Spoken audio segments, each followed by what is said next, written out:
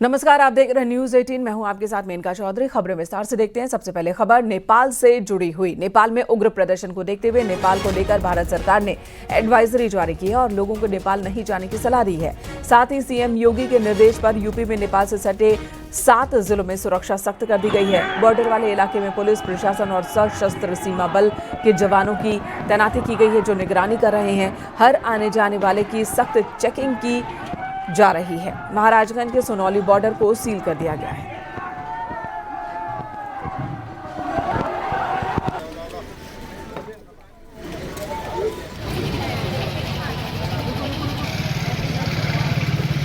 ये 3 तस्वीरें आपको दिखा रहे हैं लखीमपुर खीरी, सिद्धार्थनगर, महाराजगंज, यूपी और बिहार, 7 जिले दोनों ही जगहों पर, जहां पर चौकसी बढ़ा दी गई है।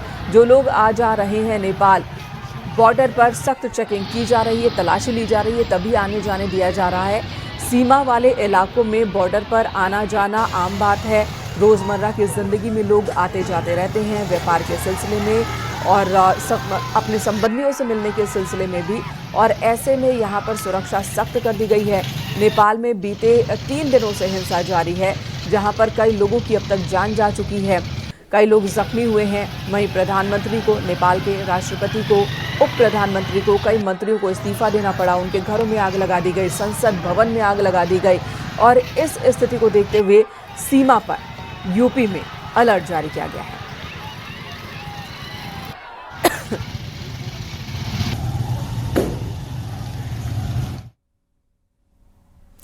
नेपाल में बवाल की तस्वीरें देखेंगे तो आपके होश उड़ जाएंगे। प्रधानमंत्री आवास से लेकर राष्ट्रपति के घर तक प्रदर्शनकारी पहुंच गए। ये तस्वीरें आपको दिखा रहे हैं। पीएम ओली की मूर्ति तोड़ी गई है, पीएम ओली के घर पर तोड़फोड़ की गई है। वहीं उनके घर में आग भी लगा दी गई। नेपाल की संसद को भी फूंक दिया प्रदर्शनकारियों ने। नेपाल के राष्ट्रपति का घर जला दिया। वहीं नेपाल के मंत्रियों के घर भी जलाए गए हैं, तोड़फोड़ की गई है। वहां के मंत्रियों को दौड़ा कर पीटा गया है। होटल हिल्टन में भी आगजनी की गई है। नेपाल की आर्मी ने फिलहाल कह सकते हैं कि सरेंडर कर दिया है। हालांकि नेपाली सेना ने स्थिति पर काबू पाने की कोशिश की है, लेकिन अब तक नाकाम साबित हो रहे हैं। कम्युनिस्ट पार्टी के ऑफिस में भी हमला हुआ है, वहां भी तोड़फोड़ हुई है। सड़क पर भीड़ लगातार बढ़ती जा रही है, कम होने का नाम नहीं ले रही है। पक्ष और विपक्ष दोनों तरफ के नेताओं को खदेड़ा जा रहा है, उनके घरों में तोड़फोड़ की जा रही है। नेपाल की जनता कह रही है कि वो परेशान हो चुके हैं। नेपाल में जो शासन है वो पूरी तरह से करप्ट शासन है और ऐसे में हमें इस तरह की सरकार नहीं चाहिए, ये कहना है नेपाल के लोगों का। हालांकि इस प्रदर्शन की शुरुआत हुई थी सोशल मीडिया पर बैन हटाए जाने की मांग को लेकर और जेन जी क्रांति नाम दिया गया था इस आंदोलन को, लेकिन देखते ही देखते ये आंदोलन उग्र हो गया। पहले दिन संसद परिसर में दाखिल हो गए आंदोलनकारी। पुलिस ने लाठीचार्ज किया, आंसू गैस के गोले दागे और इस बीच आरोप है कि पुलिस ने लड़कों को निशाना बना करके गोली मारी, जिससे 20 लड़कों की पहले दिन मौत हो गई थी। जिसके बाद लोगों का गुस्सा और भड़क गया और कल और ज्यादा बड़े स्तर पर प्रदर्शन देखने को मिला। इस वक्त महाराजगंज से आशीष शुक्ला, लखनऊ से संकेत मिश्रा, नेपाल दूतावास दिल्ली से संदीप पांडे हमारे साथ जुड़ चुके हैं, क्योंकि नेपाल में जो कुछ हो रहा है उसका असर भारत में ना पड़े, इसलिए सुरक्षा व्यवस्था कड़ी कर दी गई है और नजर रखी जा रही है। सबसे पहले संदीप पांडे का रुख करेंगे। संदीप, तीसरा दिन है प्रदर्शन का नेपाल में और क्या खबर नेपाल से आ रही है? वहां स्थिति थोड़ी भी कंट्रोल में हुई या नहीं? देखिए, नेपाल की स्थिति चिंताजनक बनी है और भारत सरकार की नेपाल की स्थितियों पे पूरी नज़र है। प्रधानमंत्री नरेंद्र मोदी ने जो आपदा राहत क्षेत्र है वहाँ का दौरा करने के बाद तुरंत देश लौटे और दिल्ली लौटे और दिल्ली में सुरक्षा मामलों की समिति के साथ बैठक की और साथ ही अपील की है कि नेपाल के नागरिकों से वो शांति बनाए रखें और नेपाल की स्थिरता और शांति और समृद्धि भारत के हित में है और यहाँ से पल पल की नज़र रखी जा रही है, क्योंकि जो भी फ्लाइट्स हैं नेपाल की वो कैंसिल हो गई हैं। इसके साथ ही नेपाल दूतावास है, यहाँ पर सुरक्षा बढ़ा दी गई है। मंडी हाउस इलाके में नेपाल का दूतावास है, जहाँ पे सुरक्षा बढ़ा दी गई है और नेपाल की स्थितियों की बात करें तो अभी चिंताजनक बनी हुई है और हिंसा अभी और आगे बढ़ने की उम्मीद है, क्योंकि अभी नेपाल में राजनीतिक स्थिरता नहीं है। जितने भी राजनेता थे उन पे हमले हुए हैं, मंत्रियों को दौड़ा दौड़ा कर पीटा गया, जो पूर्व प्रधानमंत्री हैं उन पे भी हमला हुआ है, यहाँ तक कि जो पूर्व विदेश मंत्री हैं और जो पूर्व प्रधानमंत्री भी रहे हैं उन पे भी लगातार हमले जारी हैं। अभी भी वहाँ की जो जनरेशन है, जेड जनरेशन जिसको लेकर जो प्रदर्शन कर रही है वो अभी भी घरों में नहीं बैठी, जबकि जो नेपाल के युवा जो उभर के हैं, जो काठमांडू के मेयर हैं, उन्होंने भी शांति की अपील की। जिनका नाम चल रहा है वहाँ की सत्ता संभालने के लिए, उन्होंने युवाओं से अपील की है कि वो घर में लौट जाएं और जो साथ ही सरकारी संपत्ति है, राष्ट्र की संपत्ति है, उसको नुकसान ना पहुंचाएं। लेकिन अपील का कोई असर होता नहीं दिख रहा है। नेपाल धधक रहा है और नेपाल के लोग सड़कों पर उतर आए हैं, उनका गुस्सा कम होने का नाम नहीं ले रहा, लेकिन उसका असर भारत में ना हो, क्योंकि बहुत सारे इलाके हैं बिहार में और उत्तर प्रदेश में जो सीमा साझा करते हैं नेपाल और भारत के बीच में, और ऐसे में महाराजगंज का रुख कर लेते हैं, वहां पर भी बॉर्डर जो है नेपाल और भारत का मिलता है। आशीष शुक्ला, ये बताएं कि महाराजगंज में किस तरह से चौकसी बरती जा रही है। देखिए, चौकसी की बात करें तो जिलाधिकारी और पुलिस अधीक्षक रात को बॉर्डर पर कैंप किए हुए हैं और इसके अलावा प्रशासन, पुलिस, सुरक्षा एजेंसियां और जो हमारे सुरक्षा कर्मी है बड़ी संख्या में बॉर्डर पर मुस्तैद हैं। मेरे पीछे देख सकते हैं कि बॉर्डर पर लगातार हमारे सुरक्षा कर्मी मौजूद हैं और सबसे बड़ी बात यह है कि नेपाल में जारी हिंसा के बीच जो नेपाल गए पर्यटक, हमारे भारतीय पर्यटक थे, उनका आना बड़ी संख्या में जारी है। आप मेरे पीछे देख सकते हैं कि उनके सामान, लगेज चेक हो रहे हैं और उनकी प्रॉपर जांच के बाद उन्हें भारत में प्रवेश दिया जा रहा है। इसके अलावा भारत से किसी को नेपाल नहीं जाने दिया जा रहा है और नेपाल के नागरिक को भारत में आने के लिए पूरी तरह से प्रतिबंध लगा दिया गया है। उनके वाहनों को वो स्वयं नहीं जा सकते हैं। तो कुल मिलाकर जो नेपाल में हालात हैं उसको लेकर के भारतीय सीमा पर भारतीय सुरक्षा एजेंसियां और प्रशासन के अधिकारी बिल्कुल चौकस है। आपको बता दें कि यही वो जगह है, नो मैंस लैंड, सनौली का। वहां तक प्रदर्शनकारी आए थे और उग्र भीड़ थी और वो प्रदर्शनकारी हाथों में लाठी डंडे लेकर के, ये देख सकते हैं कि हमारे पास प्रहरी कार्यालय है दाहिने तरफ, यहाँ तोड़फोड़ किया और इसके ठीक पीछे भंसार कार्यालय है, जहां भंसार कार्यालय में वहां के फर्नीचरों को निकाला और आग के हवाले कर दिया। पूरा भंसार कार्यालय अभी भी सुलग रहा है और सामने यहाँ पर जो जहाँ पे रोज भीड़ लगती थी और गाड़ियों की लाइनें लगती थी, जो पर्यटक आते जाते थे, जो दोनों देशों के रोटी बेटे के संबंध थे वो बहाल थे, लेकिन अब वहां पे मरकट जैसा सन्नाटा देखने को मिल रहा है। आपको बताएं कि रात से ही, सुबह से ही यहाँ पे मरकटी सन्नाटा पसरा हुआ है। नेपाल की स्थिति बेहद भयावह है।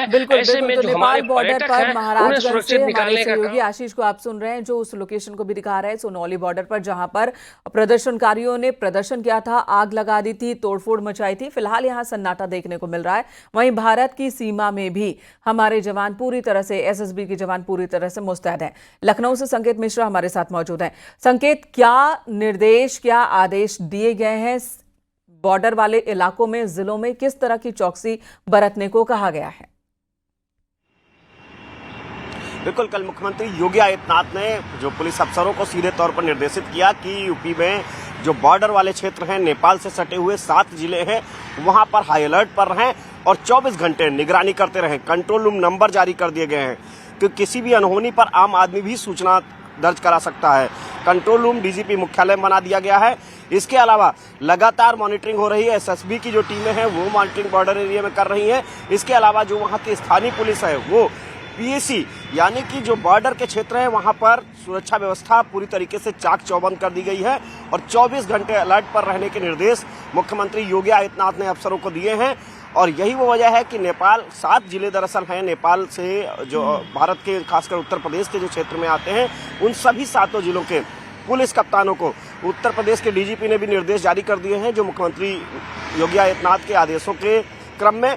तो जाहिर सी बात है कि 24 घंटे अलर्ट पर है, हाई अलर्ट घोषित कर दिया गया है। सुरक्षा व्यवस्था बॉर्डर एरिया में चाक चौबंद कर दी गई है और जो लोग उधर से यहाँ आ रहे हैं, जो भारत के या उत्तर प्रदेश के रहने वाले हैं, उनकी भी प्रॉपर चेकिंग हो रही है।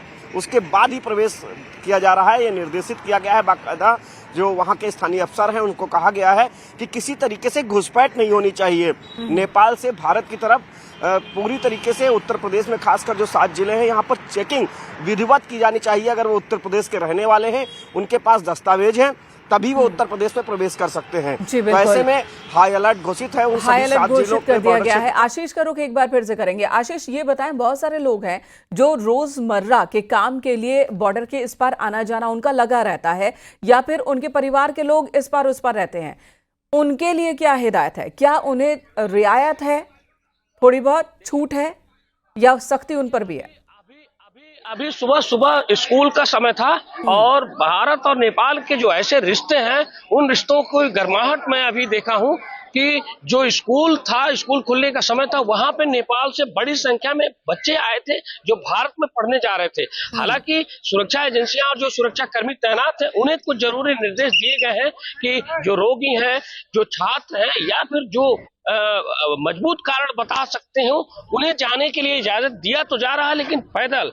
वही मैंने सुबह देखा है कि बड़ी संख्या में जो बच्चे स्कूल में पढ़ने वाले थे, वो नेपाल की तरफ से आ रहे थे और वो नेपाल भारत में प्रवेश करके वो अपने दिनचर्या की अगर बात करें, रोजमर्रा की बात करें, तो बहुत बड़ी आबादी नेपाल की भारत के व्यवस्था पर टिकी हुई है। यहाँ पर खाने पीने के सामान, दाल, चीनी, बिस्किट और जो भी महत्वपूर्ण चीजें हैं, वो भारत से जाता है और रोजमर्रा की चीजों के लिए जाता है। लेकिन जब बैन हुआ है और मोटरसाइकिलें और कारें बिल्कुल पूरी तरह से बंद हो गई हैं और नेपाल के लोगों की आवाजाही भी कल से ही बंद हो गई है, तो बड़ा असर पड़ेगा। और आपको मैं बताऊं कि जो नेपाल में हिंसा हुई है, नेपाल में हिंसा का जो असर होगा वो 1-2 दिन बाद ज्यादा देखने को मिलेगा नेपाल में, जब खाने पीने की चीजों का अभाव होगा और समस्याएं बढ़ेंगी। तो निश्चित रूप से जो भारत का और नेपाल का जो रिश्ता है, वो रिश्ते भी प्रभावित हो रहे हैं इस पूरे घटनाक्रम के बाद। और जो खाने पीने के सामान है, वो भारत से अधिकतर जाते हैं। आपके पीछे कुछ लोग दिख रहे हैं, उनसे भी बात कीजिएगा। मैं बात करने की कोशिश करता हूं। जो लोग पर्यटक हमारे गए थे नेपाल की खूबसूरत वादियों को देखने के लिए, नेपाल की स्थिति को जानने के लिए, आप मेरे साथ हैं। कहां से आ रही हैं आप? से आ रहे हैं, हम नेपाल नहीं जा सके जी, वापस जा रहे हैं। हाँ। तो क्या हालात है वहाँ पे, क्या जानकारी है आपको? जानकारी नहीं है भैया, गए नहीं, वापस आ रहे हैं। अब अपने देश को जा रहे हैं। कहाँ से आप आई हैं? गए थे घूमने, लेकिन वापस आ गए बिना घूमे। पोखरा कामकुंड से काठमांडू जाना था, लेकिन नहीं हुआ हम लोग का। तो ये देखिए, काठमांडू जाना था, पोखरा जाना था। आपको मैं बताऊं, नेपाल की जो भौगोलिक सुंदरता है वो बेहद महत्वपूर्ण रहती है। बिल्कुल, लेकिन काठमांडू तो इस वक्त सुलग रहा है, पूरी तरह से धधक रहा है, और यही वजह है कि नेपाल जाने वाले लोगों को बॉर्डर से ही लौटाया जा रहा है कि आप फिलहाल नहीं जा सकते, वहां की स्थिति ठीक नहीं। जिन्हें इस बात की जानकारी नहीं थी, अपने घरों से निकल चुके थे, भारत में अलग अलग राज्यों शहरों से निकलकर जो बॉर्डर तक पहुंचे थे, अब उन्हें लौटाया जा रहा है। आप तीनों का बहुत बहुत धन्यवाद इस वक्त पूरी जानकारी देने के लिए। तो नेपाल की स्थिति को देखते हुए भारत में भी, उत्तर प्रदेश में, बिहार में, उन सभी जगहों पर चौकसी बढ़ा दी गई है, सतर्कता बढ़ा दी गई है।